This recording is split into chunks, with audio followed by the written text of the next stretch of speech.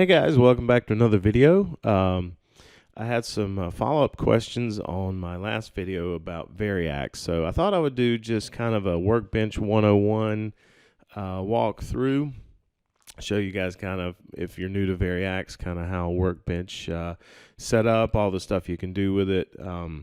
Quite honestly, you can make practically anything you want in Workbench, any guitar setup or anything you want to do. You know, for anybody that doesn't like the stock sound of Variax, you have no excuses. You can go into Workbench and make it sound exactly how you want. So I'm going to walk you through some kind of tips and tricks and show you some different ways of setting things up and doing things.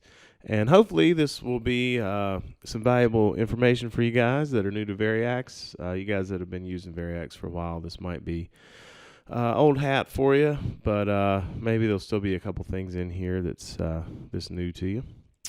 So getting started here on the left side of the screen, these are all of your the banks as you roll through the model knob.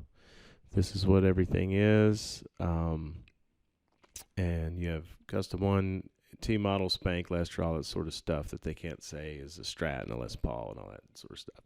Now now that the guitar's hooked up, as I flip through, you can see it reflected, on the screen, which is nice to be able to have that representation so you can kind of see where you're at. Another cool thing is just because the knob says T model doesn't mean you have to leave it as the T model, and that's it. You're stuck with that. So as an example, I don't use a Telecaster model all that often. I kind of have custom one set up as kind of my, if I could build a custom guitar, this was how I do it: Strat neck, Les Paul neck, Strat in between, Les Paul bridge, Les Paul special bridge. That covers like 99% of whatever I want to do with electric guitar sounds. I found that, I really like using the acoustic sounds as well. I like using the Variax instead of switching to an acoustic. So what I did was I moved all my acoustic stuff to the T-model bank because it was just much easier for me to have it one click away rather than flipping the knob all the way to the acoustic. So again, just because it says something on the knob doesn't mean you have to leave it that way. Now, if you want to start moving things around, the easiest way to do that is just copy and paste. Click on what you want to start with, copy preset, move wherever you want it to go, and you would click paste preset. Simple as that. So that's how you move stuff around in the browser. Super easy to do. When you do make a change, you will be able to tell by, if you double click there, you can change the name of the model. So let's say I want to do this. Let's say I go to the edit menu and I copy this preset and I want to put it here. So I'm going to, sorry, my trackpad's a little wacky. So I click paste preset. You can see that it's red and italicized, meaning it has been modified.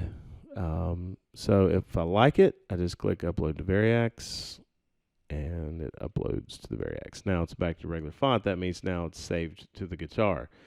If you do a lot of changes, you can use this upload all to Variax to just send it all as a bundle. Now let's say you kind of screw things up a little bit and they're tweaking a guitar and make some changes, and you just want to get back to where you were. You move this around. You're like, I don't really like that. So you can just hit this download from Variax, and it gets you right back to what was saved on the guitar. So if it's red italicized, it's in the process of being modified. If you hit upload, now it's saved to the guitar. If it's still not saved to the guitar yet, you can hit download and pull down whatever's on the guitar and overwrite that. So it's kind of like an undo button, I guess you could say. So that's a pretty cool feature. One other thing before I move on, in the edit menu, there's a global string levels. You can adjust that. If you find that any of your strings are too loud or not loud enough or unbalanced in a global, in all your presets, then this is where you can adjust that. So that's pretty handy. Okay, so moving right along.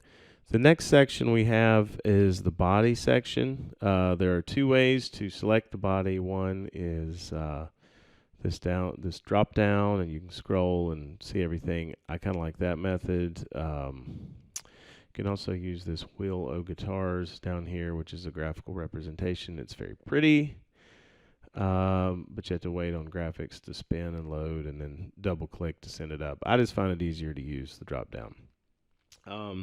If you're familiar at all with guitars, you'll know what a Tele basically sounds like, what a Strat basically sounds like. One neat thing they did add with the new firmware, or whatever the latest firmware is, you can have a natural body option. So this turns off the guitar modeling of the guitar body itself and kind of gives you just the natural sound of the guitar.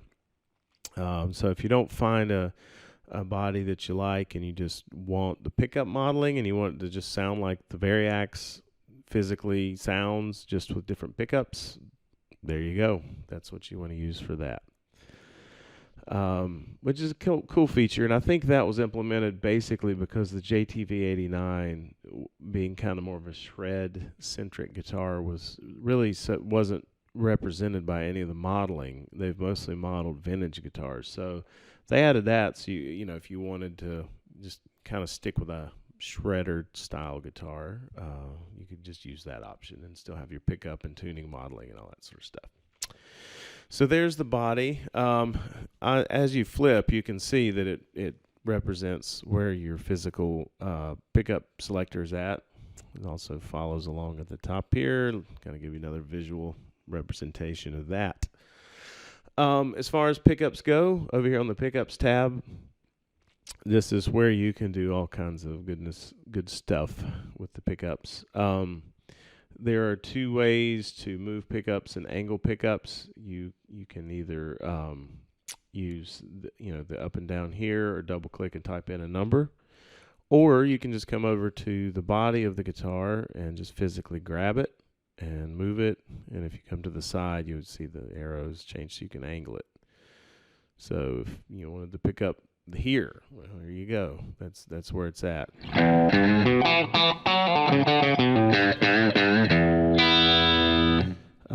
That's pretty cool. So again, so I've goofed this up a little bit and I want it back to the way I had it. I can just download from Variax. It'll pull it back, and it's kind of like I said, an undo button. The level here, also you do have resets down here if you want to get it back to basically zero. If it's a neck or middle or bridge, it knows where it needs to go. The level is for boosting the pickup level. With single coils, as I mentioned in my last video, I like boosting them. It makes it a little more punchy, a little more present, and then also balances the volume a little better with if you switch to a humbucker model. That way there's not a lot of volume discrepancies. Fine, just works for me. So that's what that does. You can have 3 pickups selected for any one guitar model. You can have 2 on at any one time. So I could have the neck and middle on, the neck and bridge, the bridge and middle. So, you get the idea. This power button, or a graphical representation of a power button, is how you do that. So if I want the neck and bridge on, now that's what I've got.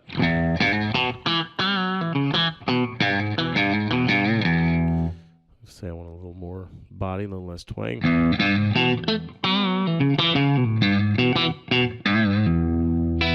So, you do whatever you want with it.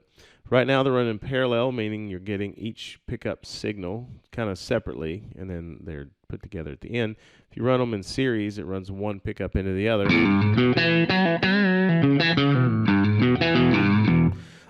So you get more of like one pickup feeding another rather than just the parallel signals of the pickups. So that's pretty cool, especially let's say I could stack 2 pickups and run them in series and really get kind of a really strong, let me reset that back to 0, a really strong neck sound.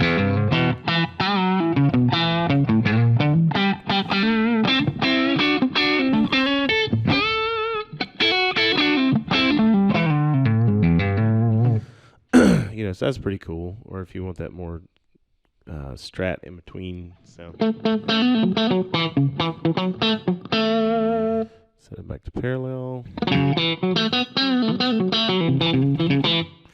Now the polarity switch just reverses the polarity, so you're going to get a lot of phase cancellation. It's going to sound a little more hollow, but depending on what you're going for, it might be the tone you're looking for.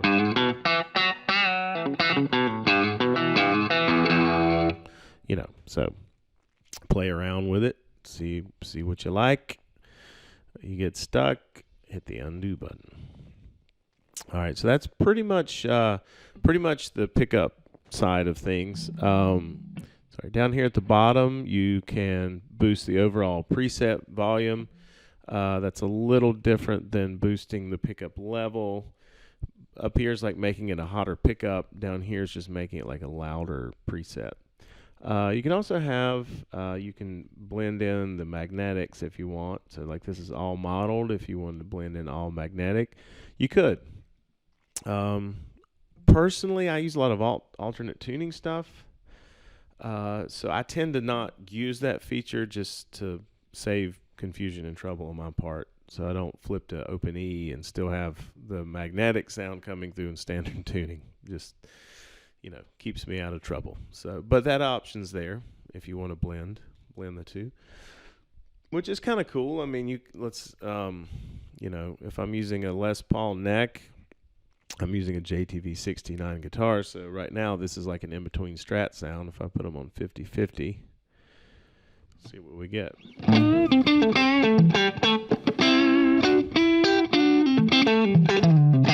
You kind of get a little bit of that quackiness from the single coils and then the thick sound of the humbucker. So that's kind of cool. You know, you can play around with it. It might be up your alley. So that's kind of cool feature. Coming over to the string section, you can do two things here. You can set the tuning or the parallel pitch. You can, well, in this section, two things.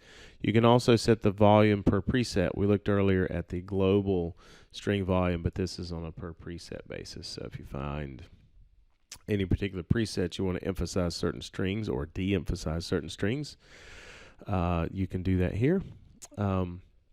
So now let me explain how the tuning works. There's two ways you can store tunings. You can store them on the particular pickup slot or the model, or you can store them in one of like the 11 physical positions on the tuning knob.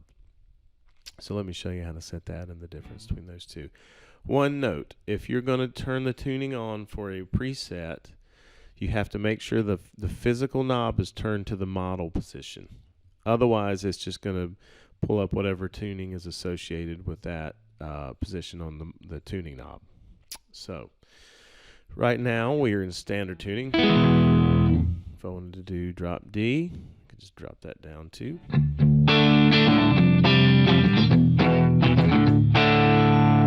You know, you can do whatever you want. This drop down here is as I've gone in and saved custom tunings, which I'll show you how to do in 1 second. You can come here and just quickly get to new tunings that you've saved. Again, make sure that the knob is on the model selection if you're going to be using it this way with this model. So like if I flip over to the Les Paul and the tuning's turned off, let me actually just undo the change. If you have pending changes, it takes a second to load in as you flip through the pickup selection. Anyway, so I don't have any tuning turned on there. If I go back to the one I was modifying a second ago, you know, I've got an open E tuning there. So that's kind of cool. If you wanted to say if the rhythm of a song was in an open tuning and you wanted to play lead in standard, you could assign the neck pickup to the tuning that you wanted for the rhythm section. When it comes to the solo, flip to the bridge, and you're in standard tuning for that. Also, if you use Helix, you can do that, and you're connected via the VDI cable. You can do that sort of stuff with snapshots, and that's a whole other video. But if you're just using the Variax, you know, that's a cool thing you can do if you have a song with several tunings you want to get to. Again, make sure that the knob is set to model. I always forget that. That's why I keep saying it, because I don't use it that often that way. So now the other way, well, one more thing while we're on this. Let's say we've got a tuning. This is set to open E, but let's just pretend it wasn't.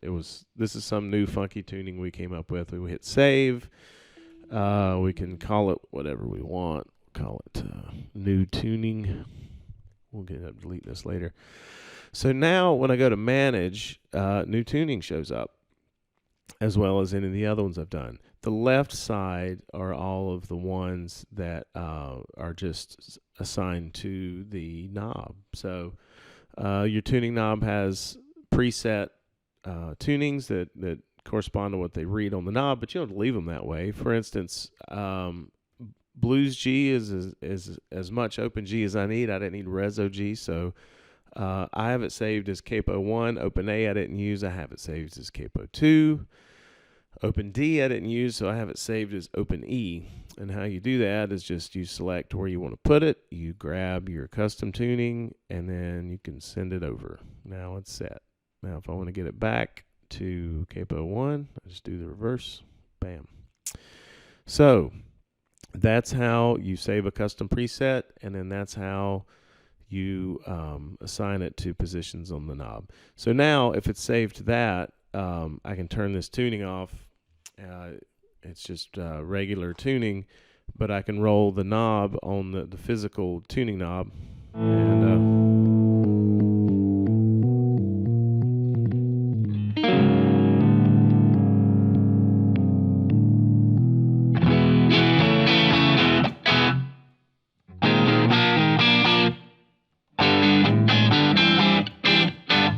and it does. That was pretty bad. Some pretty bad sound examples for the tuning knob. But the point is, now wherever I move the tuning knob, it does whatever I've pre-assigned it. That's the takeaway there. One quick note: if you're going to create custom tunings, even if you're not going to leave the tuning on for making custom, model assigned tunings, you still have to turn this tuning on. You can make and save as many custom tunings as you want and then turn it back off. And then when you're done, if you're not going to use that, just come back to the handy dandy download from Variax to bring back the way you had it.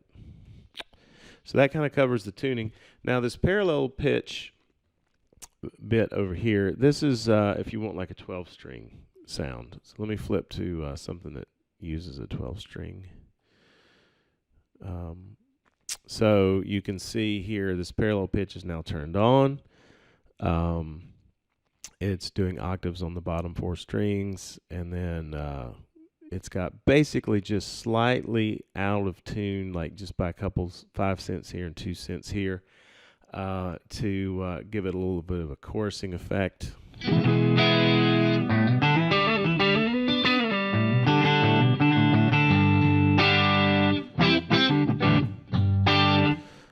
This mix determines the volume of the parallel pitch string versus the volume of the natural string. This is pretty obvious. And you can still do tunings. So I can have a 12-string. Let me grab another tuning here. So if I wanted to do open E, I've just selected open E on my tuning knob.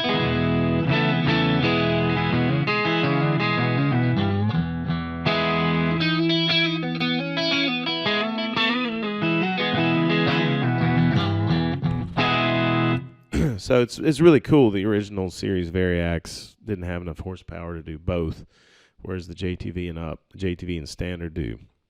So it's pretty cool. You could also, you could turn on this tuning and create a custom tuning for the model. And again, as long as you had it on the model knob position, physical knob, that would register with that. And you can turn on the parallel pitch really for anything and save it. If you wanted a 12-string Les Paul, you could do that. So that's how that works. Okay, coming over to the section with the pots here. So yeah, you have a list of defaults. Here's where I found this very useful in getting my Strat sounds tuned in. And I talked about this a bit in my last Workbench video. So let me pull up default spank single coil neck. Okay, so now that's what it is by default. It sounds like this. And I'm still on open E. 1 second. Sorry.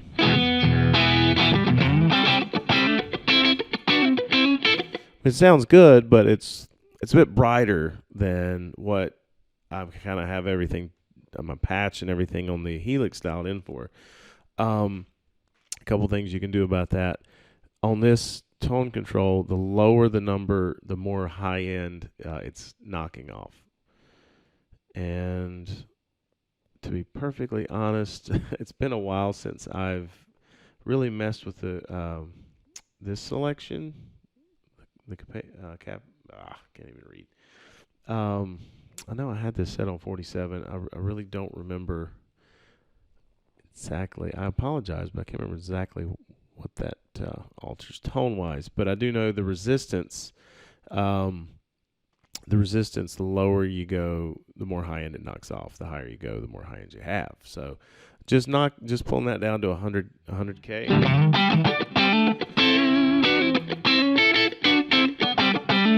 That's kind of more in the ballpark of what I want. If you drop it all the way down to 25K, it really knocks a lot of high end off. Go all the way up to 1 meg. Just a little too bright for my taste. I just, with a Strat, I've settled on 100K, and that works for me.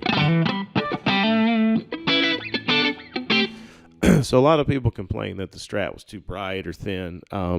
So that tone control for the resistance, that really kind of helped to where I could set the guitar, kind of get the overall tone the way I wanted it, so it blended better with the other models, so I didn't have to work so hard with make the patch do that. And then when I flipped to a different guitar, then it was too dark because I was trying to overcompensate for the Strat, that sort of stuff.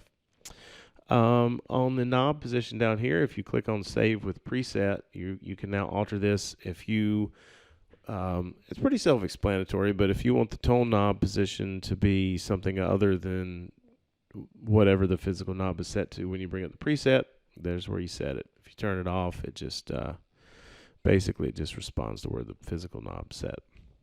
But that's kind of cool where you can set that where you want it. And that's pretty much Workbench. I think like I said, if you don't like the stock preset, it's just like with we are really used to this sort of thing with a amp modeling device, to where we know when we get it, the presets aren't going to be exactly what we want. But I find that people kind of take the attitude of the Variax. They just kind of grab it and think this is going to sound exactly right, and I don't have to touch it. Guitarists all through the ages have spent a lot of time.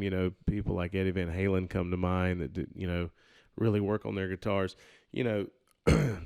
If you're willing to spend the time to dial in patches on your amp modeling, there's no reason to think you shouldn't need to spend a little bit of time, making changes on your guitar settings to get it exactly the way you want it, and move things around to put them exactly where you want them. So I just couldn't, to me, Workbench is definitely a big part of the package of having Variax. Like if you didn't have Workbench, it would, it'd still be a great guitar. It'd still be a great package. You can still save, at least on the custom 1 and 2, you could save models where you wanted them, and you can program the tuning, on the guitar without Workbench, at least for the model knob. The different positions on the physical knob. But Workbench is just such an incredible tool for leveling out volume, getting the tone the way you want it on the guitar. It's really worthwhile to spend some time playing around with this. And there's no, it's just like with amp modeling. There's no like magic bullet, like go this setting, do that. You need to just play with it, spend some time, experiment, monkey with it, move things around, till you find that magic setting that just works for you. Maybe you want a Strat and you find that you love jazz guitar pickups on the Strat, and that's your dream guitar. Go for it. It's all here to play around with. You can do anything you want. So I just encourage you to experiment with it, have fun with it. Even if you end up back with one, using quote unquote real guitars, this is an incredible tool to be able to figure out kind of what you want in the real world. I say that kind of in air quotes, real world. But, especially for a beginner guitar player, you can't afford to go out and buy one of everything. And, you may see one of your favorite players playing a Telecaster and you think, oh, that's, wonder what that guitar, would I like that guitar? Would it fit with my rig? Would it fit with my playing style, or a big jazz box, or, whatever? Like Workbench and Variax gives you the chance to kind of play around with all that stuff, and just have it all at your fingertips and kind of find out what you do really like. And, as a side note, I think the acoustic modeling is just awesome. I'm going to flip over to my acoustic patch on my Helix for a second. I haven't gotten my acoustic out of the case in a long time. And I certainly haven't taken it to a gig in a long time.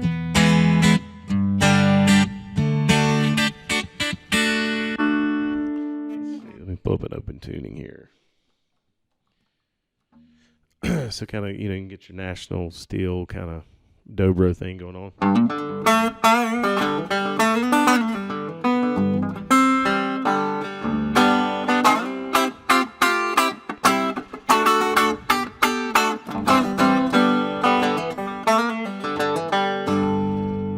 If we want sitar.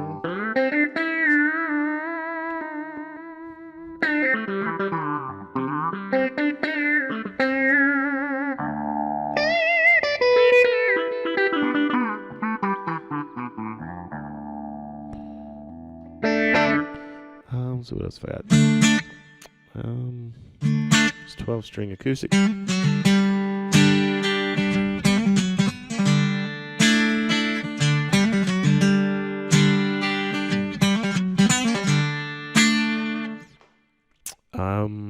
I am not a banjo player.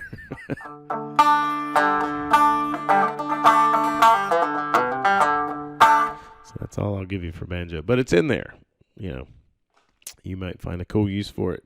Maybe take a banjo and throw it through some distortion and delay pedals and come up with the coolest part for a song you've ever come up with. Like, possibilities are endless. So anyway, I'll just cut it off here. I can kind of keep going and going just with different guitar and sound examples. But, man, it's just unlimited. So much fun you can have with Workbench. Of course, I'm also, if you watch my other videos, I'm a big Helix fan. I'm pretty much a Line 6 devotee at this point. I just think they make life so easy because I've been playing long enough to remember when life wasn't this easy as a guitar player, to remember when I used to carry rack and a 4x12 and a pedal board I had to roll in a hand truck and 4 guitars plus an acoustic to a gig every time we played 3 or 4 nights a week. I remember those days. So I'm so grateful now to I've got one bag with the Helix, one bag with the guitar. Most places I just plug straight into the PA. Man, it's just a dream. I wish this stuff was around 15 years ago. Anyway, I digress. I hope this was helpful to you guys. Let me know if you have any questions, anything else you need me to go over in Workbench. I think I've covered most everything that you need to get started at least. And again, play with it, have fun. Say if you want to. I will say you can. You might want to do this before you get started doing a lot of changing. You can save your whole bundle. You can just save everything, pull it all out, or you can save it bank by bank or preset by preset. So, that way you can save your bundle before you get started, and then you're not afraid to monkey things up, and you can always kind of get back to where you started. So go at it with no fear. Have fun.